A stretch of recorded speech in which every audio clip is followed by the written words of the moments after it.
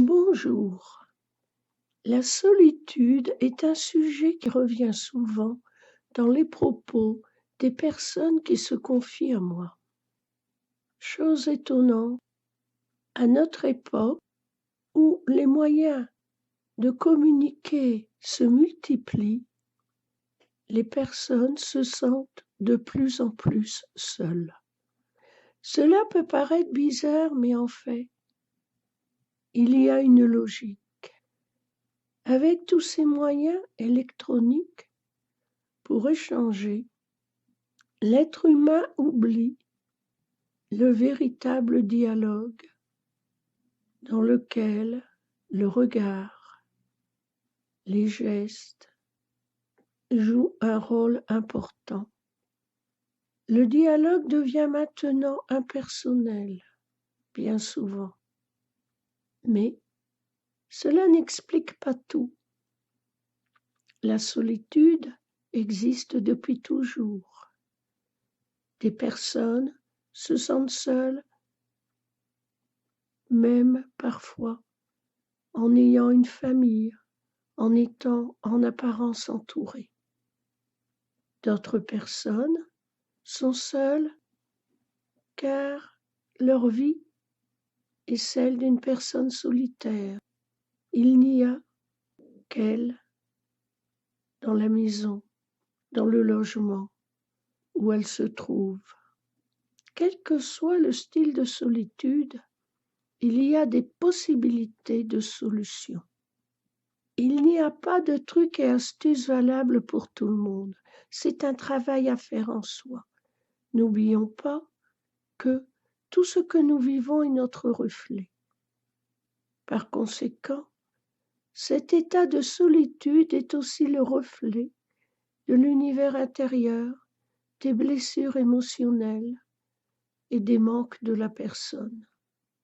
Plus que celle-ci va s'enfoncer dans le manque et le besoin d'une présence, plus que ce manque et ce besoin vont participer à créer une vie de solitaire.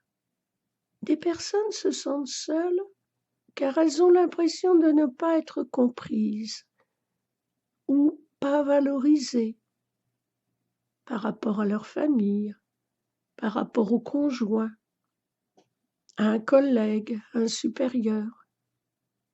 Et alors, cela peut devenir comme une idée fixe.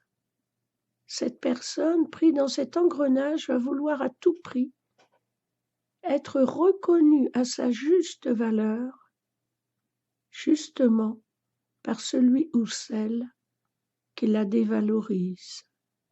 Il est important alors que cette personne comprenne qu'elle n'a pas à vouloir convaincre l'autre de sa valeur, mais tout au contraire de laisser tomber ce jugement négatif et qui paraît bien injuste, car sinon elle s'autodétruit et s'enfonce dans un système de dévalorisation qui va s'étendre à de plus en plus de monde, car étant le reflet de sa blessure intérieure.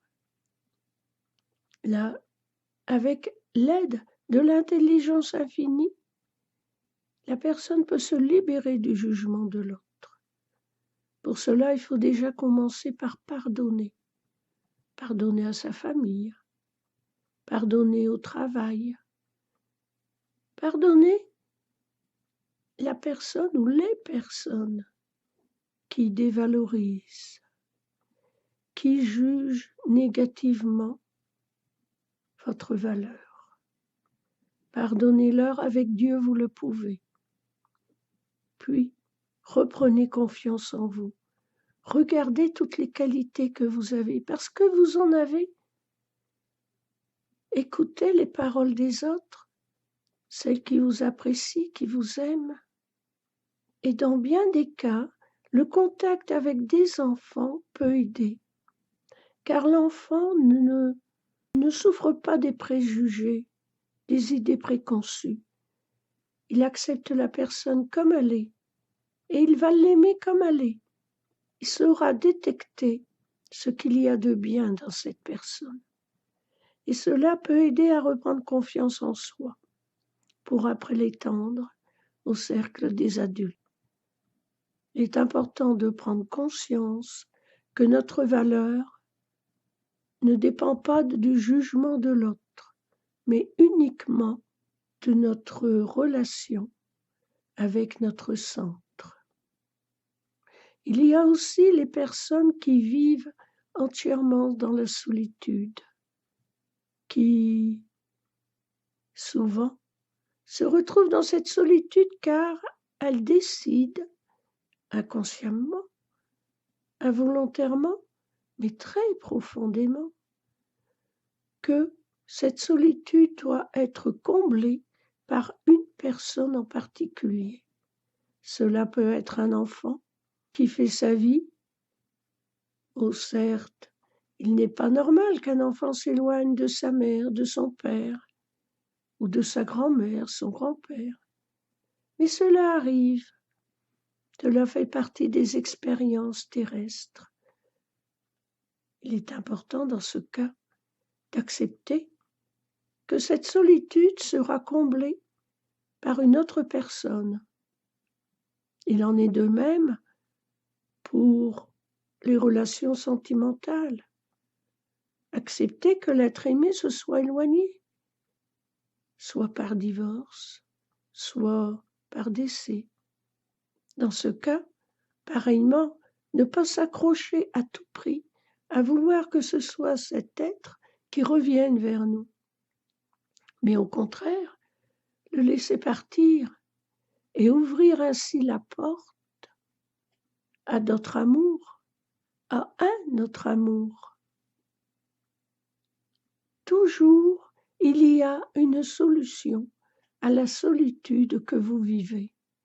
Ce sentiment de solitude, il prend sa source en vous et se montre dans votre univers, à travers les gens que vous côtoyez, la vie que vous menez.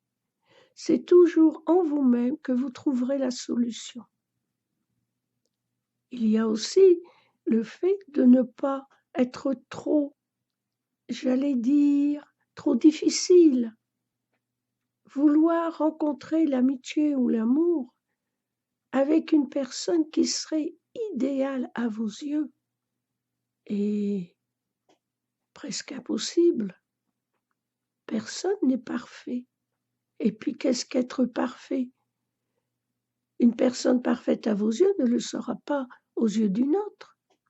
Et si vous cherchez en préambule, avant même de faire vraiment connaissance, ce qui pourra ne pas aller, à coup sûr, vous trouverez quelque chose chez l'autre qui vous dira « Non, ce n'est pas possible, je ne peux pas m'entendre avec elle ou avec lui. » Accepter de faire des compromis, aimer quelqu'un, apprécier quelqu'un, c'est l'accepter avec ses qualités, certes, mais aussi avec ses défauts. Vous-même, aux yeux des autres, vous n'avez pas toutes les qualités. Personne n'est parfait. Nous venons pour apprendre et nous expérimentons aussi les défauts et les manques. Bien sûr, nous avons tous certains défauts qui sont rédhibitoires pour nous, mais apprenons à être tolérants et l'esprit et le cœur ouverts. Rassurez-vous, quelle que soit la racine, la cause de votre sentiment de solitude, en faisant appel à l'intelligence infinie, à Dieu en vous, utilisez les mots que vous préférez. Vous pourrez vous transformer et transformer votre vie et accueillir la personne ou les personnes qui vous permettront de sortir de cette solitude. Pour que votre vie change, il vous faut commencer par changer en vous-même. Quel que soit le problème affronté, c'est toujours ainsi que cela se passe. Changer en soi, intérieurement, pour que l'extérieur change. Voici une petite prière qui peut vous aider. Ô mon être intérieur, je te remercie de me libérer de ce sentiment de solitude.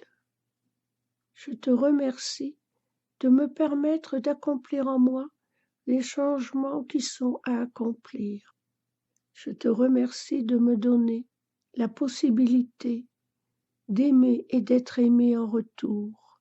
Que cela soit pour ta plus grande gloire et pour mon plus grand bonheur, ainsi que celui de toutes les personnes concernées. Je vous souhaite beaucoup d'amour et d'amitié en l'amour divin.